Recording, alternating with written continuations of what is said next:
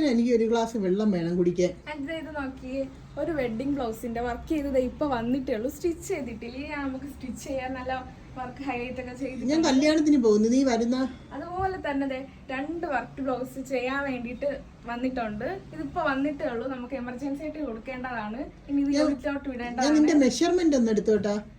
അതുപോലെ നോക്കിയേ, ഒരു സാരി ഒരു കുട്ടിയുടെ ഒരു സ്കേർട്ടും ടോപ്പും തയ്ക്കാൻ കൊണ്ടുവന്നാണ്. സാരിനെ നമ്മൾ പാവാടിയിട്ട് കൺവേർട്ട് ചെയ്തിട്ടുണ്ട്. നല്ല അടിപൊളിയായിട്ട് ബോർഡേഴ്സ് ഒക്കെ ലെയർ പാക്ക് ചെയ്ത് വെച്ചിട്ടുണ്ട്. കൊള്ളാമോ? അതുപോലെ തന്നെ അതിന്റെ ബ്ലൗസ്, അതാണ് നിങ്ങൾക്ക് കാണേണ്ടത്. നല്ല സ്റ്റാർട്ടിങ്.